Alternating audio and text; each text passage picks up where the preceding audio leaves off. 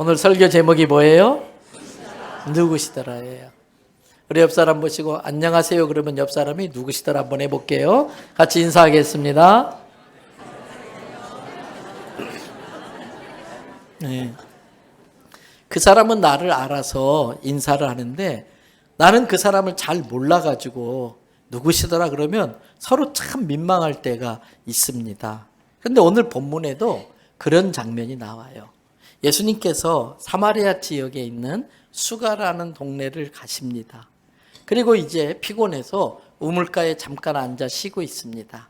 그때 한 여인이 물을 기르러 왔다가 예수님을 만나는 장면입니다.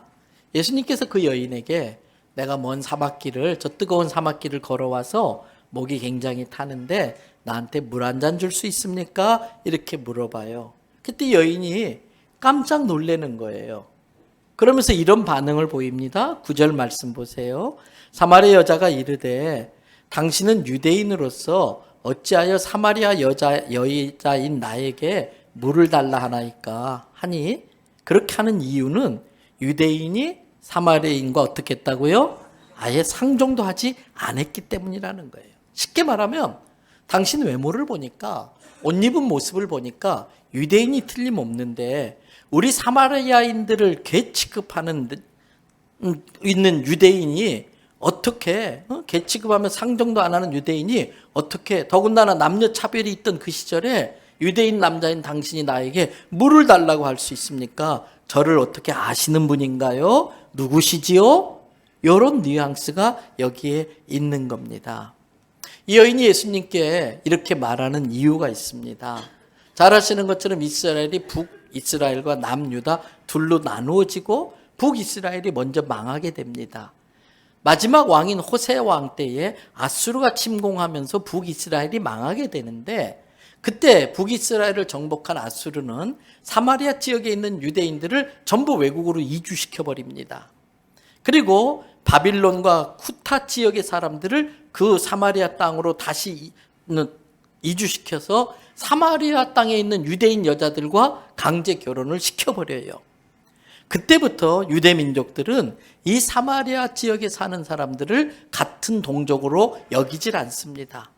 안 그래도 유대인들은 선민의식이 강해서 이방인들을 무시하는데 이 사마리아 사람들은 자기 동족임에도 불구하고 이방인들보다 더 낮게 보고 마치 벌레 본 듯이 개만도 못하게 여기는 게 그 당시의 상황이었어요. 그런 상황에 예수님이 자기에게 물을 달라고 말을 거니까 누구시지요? 이런 반응을 보일 수밖에 없었던 것입니다. 누구시죠? 이렇게 반응을 보이는 그 여인에게 예수님이 하신 말씀이 오늘 본문인 요한복음 4장 10절입니다. 예수님이 이렇게 말씀하십니다. 내가 만일 하나님이 우리에게 주시는 그 선물을 알고 또 지금 너에게 물 좀 달라고 하는 내가 누구인지를 네가 제대로만 안다면 너는 나에게 하나님이 주시는 선물을 구했을 것이고 그러면 나는 너에게 영원토록 이곳에 물 길러 올 필요도 없을 정도로 영원히 아주 속 시원하게 만들어줄 수 있는 생수, 구원의 강물이 흐르는 그 생수를 너에게 주었을 것이다. 지금 그 말씀 하시는 거예요. 오늘 이 말씀을 살피면서 우리 자신들을 한번 돌아보십시다. 혹시 우리들 중에도 예수님이 누구지? 예수님이 이곳에 오셨다 할지라도 누구시더라? 이런 반응 보일 사람이 있진 않을까요? 여러분 그러면 안 됩니다. 예수님과는 어색한 관계가 되면 안 됩니다. 예수님과는 친밀한 관계가 돼야 됩니다. 예수님을 잘 아는 성도들이 돼야 됩니다. 성도 여러분 스스로에게 한번 물어보세요. 나는 예수님을 잘 아는 성도인가? 예수님에 대해서 갸우뚱하는 성도인가? 예수님과 나는 친밀한 관계인가? 어색하고 낯선 관계인가? 이 여인이 예수님과 어떤 관계가 되었는지 그 관계가 발전하기 시작하는데 결론부터 말하면 요한복음 4장 28절부터 29절까지 보면 알 수가 있어요. 예수님을 만난 여자가 물을 길러 올 때 가져온 물동이를 버려두고 동네로 막 달려 들어갑니다. 그리고 29절의 말을 이야기합니다. 다 같이 한번 읽어주실래요? 내가 행한 모든 일을 내게 말한 사람을 와서 보라. 이는 그리스도가 아니냐 하니. 이 여인은 이제 예수님이 누구시죠가 아니라 어떤 분인지를 너무나 잘 알게 됐어요.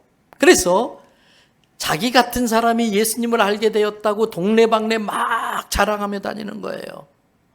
만나는 사람들마다 붙잡고 내가 만난 예수를 당신도 만나야 된다고 그분이 어떤 분인지를 막 소리치고 있는 것입니다. 여러분, 이 여인이 예수님이 당신 누구시죠? 그랬다가 이 예수님을 만나야 된다고 소리친 이유가 있습니다. 앞에 29절에서 그 여인이 그 이유를 설명하고 있지요.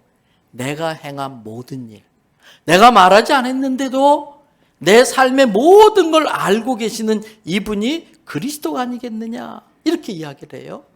그렇다면 우리는 이 여인이 행한 일이 무엇일까 궁금해해야 됩니다. 오늘 본문인 요한복음 4장 6절에서 이 여인이 과거에 행했던 일에 대한 실마리를 좀 찾아낼 수 있는데 6절 말씀 띄워주시겠어요? 그 뒤에 보세요. 예수님이 우물가에 앉아서 물을 좀 달라고 했던 그 여인을 만난 시간이 나오는데 몇 시라고 되어 있어요? 제6시. 신약 성경에 나오는 시간은 6을 더하면 오늘 우리나라의 시간과 똑같아집니다. 그러면 제6시라면 실제로는 우리나라 시간으로 치면 언제였겠어요? 12시라는 거예요. 여러분, 우리나라에도 옛날에는 동네 한가운데 우물이 있었어요. 동네 우물, 공동 우물이 있었어요. 그래서 거기에서 물을 길러 가기도 하고 또 아주머니들이 모여가지고 수다를 떨면서 빨래도 하고 막 그래요. 그래서 그 공동 우물은 요즘 말로 하면 인터넷 플랫폼 같은 거예요. 거기서 많은 정보들이 오고 가고 하는 것이지요. 사람들이 모이는 곳. 그런데 그 사막 기후인 중동 지역에 제6시, 우리 시간으로 하면 제12시, 끔찍합니다. 얼마나 뜨거운지. 그 낮 12시에 그 중동의 날씨는 정말 살인적인 더위입니다. 그러면 낮 12시에 아줌마들이 그 우물에 물 길러 와요, 안 와요? 안 와요. 이 여자는 그걸 안 거예요. 일부러 사람들이 없는 그 시간 골라서 온 거예요. 왜? 아무도 만나고 싶지 않아요. 왜 아무도 만나고 싶지 않을까? 사연이 있어요. 이 여자는 사연 있는 여자였습니다. 여러분, 예수님과 이 여자 사이에 대화가 막 진행되는 그 과정을 통해 이 여인의 사연을 우리가 어렴풋이 알 수 있어요. 오늘 요한복음 4장 16절에서 19절을 보면 이 여인이 예수님께 누구시죠? 이런 반응을 보이니까 예수님이 자기가 누군지를 이 여인에게 알려주고 싶어서 일부러 질문을 했는데 무슨 질문했느냐? 16절이에요. 가서 뭐라고 그랬어요? 남편을 좀 데려오세요. 그랬더니 17절, 갑자기 이 여인이 풀이 푹 죽습니다. 이 여인이 기가 쭉 빠져버립니다. 그리고 목이만한 소리로 말합니다. 뭐라고 대답했나요? 나는 남편이 없습니다. 그 말에 예수님이 그래, 맞아. 네 말이 맞아. 네가 남편 없다고 하는 말이 맞아. 그러면서 그 여자의 말이 맞다는 이유를 18절에 설명해요. 18절 말씀 다 같이 읽습니다. 너에게 남편 5이 있었고 지금 있는 자도 내 남편이 아니니 내 말이 참되도다.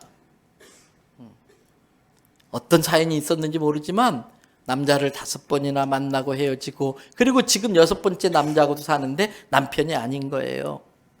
그 말에 여인이 깜짝 놀라는 거예요. 자기의 모든 과거를 다 꿰뚫어 보듯이 알고 계시는 그 예수님을 향해서 이 여자는 고백할 수밖에 없었어요. 19절 말씀 보세요. 주여, 내가 보니 당신은 뭐라고요? 선지자입니다. 이제 더 이상 이 여인에게 예수님은 누구시죠가 아닙니다. 이 여인에게 예수님은 자기 행한 모든 것을 아시는 선지자입니다. 그런데 아십니까? 이 여인에게 예수님은 누구시더라 였었지만 예수님에게 이 여인은 누구시더라가 아니었습니다. 이미 예수님은 이 여자를 만나기 전부터 이 여자의 모든 걸 다 알고 계셨고 일부러 그 여자가 그 우물에 나오는 시간에 맞춰서 예수님이 찾아오신 것입니다. 어떻게 알 수 있을까요? 3절 4절을 보세요. 3절부터 4절 같이 한번 읽어보십시다. 유대를 떠나서 다시 갈릴리로 가실새 어떻게? 사마리아를 통과하여야 하겠는지라 일부러 사마리아 땅을 찾아가겠다고 예수님이 말씀하신 거예요. 왜? 단 한 가지 이유.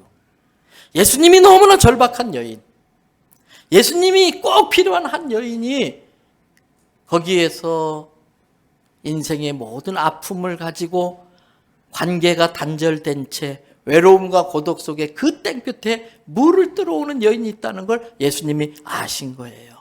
그 여인을 만나러 오신 겁니다. 여러분, 그러면 우리도 마찬가지예요. 하나님은 저와 여러분의 모든 형편과 처지를 다 보시고 알고 계시는 믿음이 있으시기를 바랍니다. 그래서 이 시간도요, 주님이 우리를 만나주러 오신 시간이에요. 우리가 오기 전부터 예수님이 그 우물가에서 그 여인을 기다리고 있었던 것처럼 예수님이 우리를 기다리고 있는 곳이 예배 시간인 것입니다. 여러분, 이 여인이 자기의 모든 과거를 알고 있는 분이 선지자라는 걸 알게 되자마자 자기가 지금까지 가장 궁금해왔던 문제, 너무나 답답했던 문제에 대한 질문을 합니다. 그 질문이 뭔지 아십니까? 20절입니다. 20절을 보세요. 뭐라고 질문하는지. 우리 조상들은 이 산에서 예배하였는데 당신들의 말은 예배할 곳이 예루살렘에 있다 하더이다. 예배 이야기를 꺼냅니다. 예배에 대한 질문을 합니다.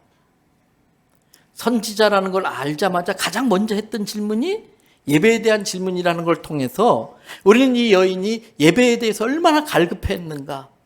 이 여인은 예배에 대한 목마름이 있는 여인이었습니다. 왜 그럴 수밖에 없었을까요?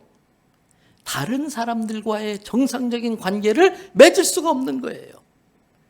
다 자기를 손가락질해요. 사람들마다 자기만 보면 수근수근해요.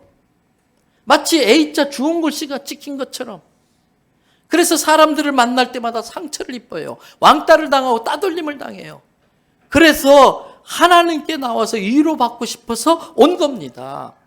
그런데 이 여인이 물어본 질문 속에서 우리가 뭘 알아야 됩니까? 우리 조상들은 여기에 우리 동네에 세워놓은 이 예배당에서 예배 드리면 된다고 하는데 당신네 유대 사람들은 아니다. 예루살렘에 와서 예배 드려야 된다. 이렇게 말하고 있는데 예수님, 저는 예루살렘까지 갈 형편도 못 되는데 어떻게 하면 좋아요? 그때 예수님이 뭐라고 대답하세요? 예배는 어디에서 드리든 괜찮아. 대신 예배 드리는 자는 어떻게 드려야 된다? 무엇과 무엇으로? 영과 진리로. 신령과 진리로 예배 드리면 돼. 무슨 뜻일까요? 예배는 영적인 행위입니다. 때문에 거짓말 하실 수 없는 예수님. 예수님이 딱 못하시는 게 한 가지 있는데 거짓말이에요. 거짓말 하실 수 없는 예수님께서 두세 사람이 모인 곳엔 나도 그들과 함께 있겠다라고 말씀하셨는데 그 예수님의 약속대로 이곳에 예수님이 오셔서 나를 기다리는데 성령으로 임하시는 거예요. 그래서 성령에 감동되고 성령께 붙들려서 예배 드릴 때 예배는 진정한 영적인 행위가 되는 겁니다. 그 영과 진리는 뭐예요? 하나님의 말씀이에요. 예배의 근거는 하나님의 말씀입니다. 우리가 와서 예배 드리려고 하는 그 이유 중에 하나는 하나님의 약속의 말씀이 있기 때문에 그 말씀의 근거에서 우리가 예배 드릴 때 하나님이 영광 받으시고 예배 드릴 때 하나님이 예배를 통해서 우리를 축복하시고 예배 드릴 때 하나님께서 우리를 인도하신다는 믿음 때문에 와서 예배 드리는 거예요. 오늘 예수님께서 그러므로 당신이 예배를 드릴 때에 정말 필요한 게 있다면 영과 진리로 예배 드리는 겁니다. 당신이 사람들에게 왕따 당하고 손가락질 당해서 코너에 몰려서 마지막 주님을 찾아 나왔는데도 그 예배가 시원하지 못하는 이유는 그 예배가 영과 진리로 예배 드려지지 않기 때문입니다. 그 말씀하시는 거예요. 사랑하는 대연성교롭게 성도 여러분, 이 시간이 얼마나 소중한 시간입니까? 이 시간이 얼마나 많은 대가를 지불하고 나오는 겁니까? 예수 안 믿는 사람들은 이 시간에 나와서 예배 드리는 걸 보고서 참 할 일도 되게 없나 보다. 그렇게 생각해요. 정말 귀한 시간을 내서 또 귀한 헌금을 드리는 예배 시간인데 주님을 만나고 가지 못한다면 얼마나 억울하고 원통한 거예요. 저는 2024년 우리 교회 모든 예배마다 영과 진리로 예배 드려져서 하나님이 받으시는 예배가 올려질 수 있기를 축복합니다. 이 여인이 예수님이 나의 모든 과거를 아심으로써 선지자라는 걸 깨닫게 되자 예배에 대한 질문을 했던 이유가 있습니다. 예수님이 누구시더라 할 때에 이 여인에게 해줬던 말이 오늘 본문으로 정한 요한복음 4장 10절입니다. 그 10절을 보세요. 내가 만일 하나님의 선물, 예배를 통해 주시는 하나님의 은혜, 축복, 그 예수 그리스도를 통해서 주시는 그 구원의 선물을 네가 알았다고 한다면, 그리고 그 구원의 선물이 내 이름을 통해서 나를 통해 너에게 가기 때문에 내가 누구인지를 너가 정확히 안다면 나에게 그 하늘의 선물을 구했을 것이고 그것이 너에게 생수가 되었을 것이다. 이 이야기를 한 것입니다. 그래서 이 여인이 자기가 그런 예배를 드릴 수 있게 해달라고 예수님께 이야기한 것이지요. 여러분, 오늘 이 시간에도 예수님이 나의 모든 형편과 처지를 아십니다. 혹여라도 낙심하고 절망한 사람, 또 육체의 질병과 싸우다가 포기하기 직전에 가 있는 사람, 또는 사랑했던 사람들에게 상처 입은 사람, 믿었던 사람들에게 배신당한 사람, 어떤 이유로 나오셨든 오늘 예수님이 그걸 다 하시고 바로 나를 만나러 이 자리에 오셨다는 거 믿으시기를 바랍니다. 그 예수님이 나를 모든 인생의 문제에서 건져주십니다. 그 예수님이 나를 구원해 주시는 것입니다.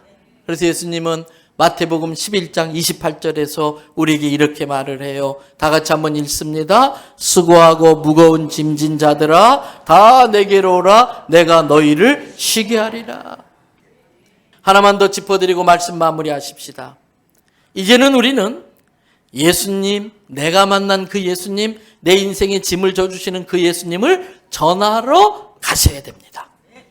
오늘 본문 28절부터 30절을 보세요. 28절에 보니까 여자가 그 다음 뭐라고 되어 있어요? 그 물동이는요, 그 당시 이스라엘 사람들에게, 그 사마리아 사람들에게 절대 필요한 거예요. 없어서는 안 될 거예요. 물이 귀한 그 시절에 우물까지 물을 길르러 가는 때에 꼭 있어야 돼요. 요즘처럼 그릇이 흔한 시대가 아니에요.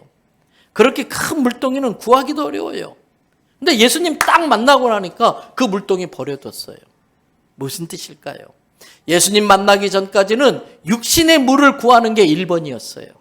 예수님 만나기 전까지는 그 물 담는 항아리가 1번이었어요.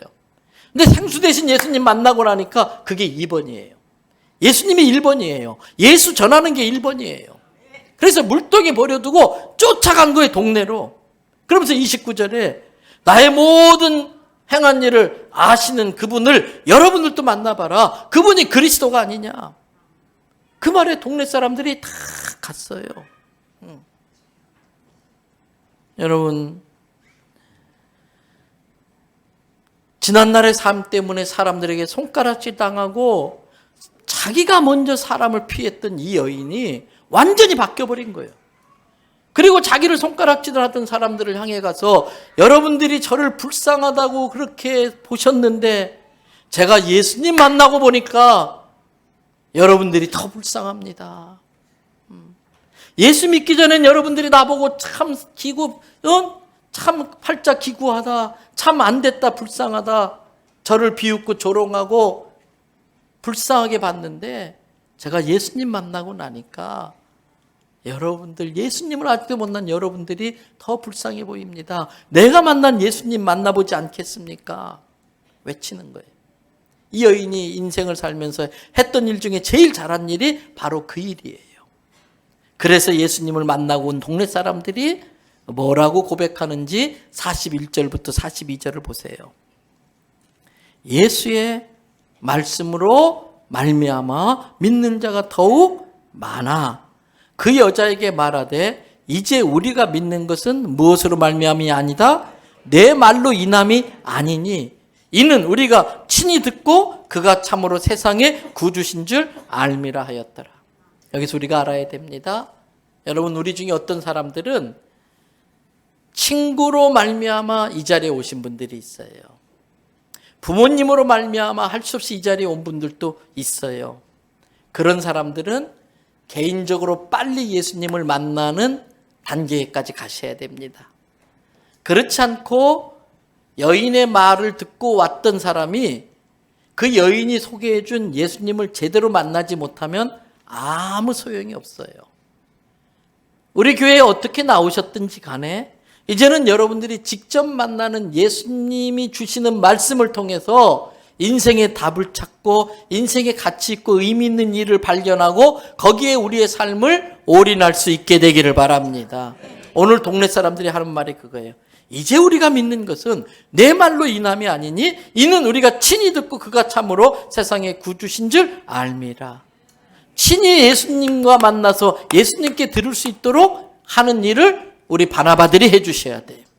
우리 교사들이 자녀들에게 그 일을 해주셔야 돼요. 각 구역의 구역장, 부구역장, 임원들이 어린 신자들이 친히 예수님을 만나고 예수님을 구주로 만날 수 있도록 그 소개하는 일을 해야 되는 거예요.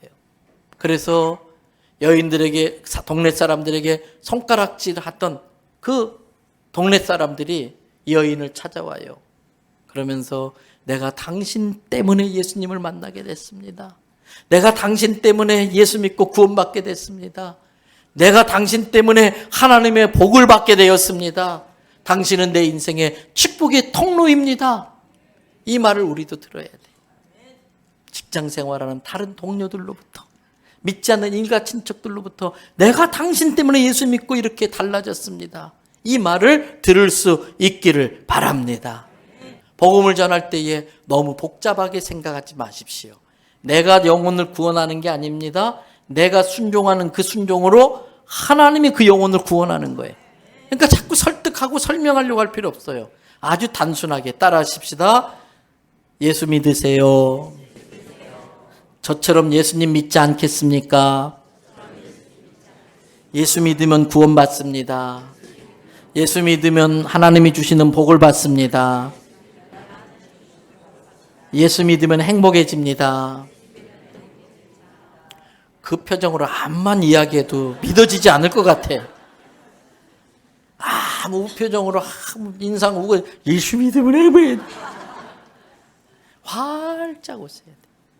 그 사람을 만나면 기분이 좋아져야 돼. 기분이 좋아져야 돼. 그 사람이 저랑 같이 예수 믿으세요. 예수 믿으면 구원받아요. 예수 믿으면 하나님께 복 받아요. 예수 믿으면 얼마나 좋은지 몰라요. 예수 믿으면 행복해요. 죽었다 깨어나도 아멘 안 하네. 오랜만에 또 할까요? 방송실 다시 한번 해줘요. 저랑 같이 예수 믿으세요. 예수 믿으면 구원받아요. 예수 믿으면 하나님이 주시는 복을 받아요. 예수 믿으면 저처럼 행복해져요. 그게 전도예요. 너무 어렵게 생각하지 마세요. 그런데 그 단순한 말이 큰 울림이 있어요. 때가 무르익으면요, 그게 하나님의 음성으로 들려져요. 하나님의 콜링으로 들려져요. 그래서 그 영혼이 예수님을 믿게 되는 겁니다. 여러분, 그래서 절대 포기하지 마시고 언젠가 때가 되면 그 사람이 예수를 믿게 된다는 그 믿음을 가지고 포기하지 마세요. 중단하지 마세요. 만날 때마다 저랑 같이 예수 믿읍시다. 저랑 같이 우리 교회 갑시다. 저랑 같이 천국 갑시다. 저랑 같이 하나님께 축복받고 축복의 통로로 삽시다. 예수 믿으면 행복해져요. 예수 믿으면 행복해져요. 끊임없이 선포하시기를 바랍니다.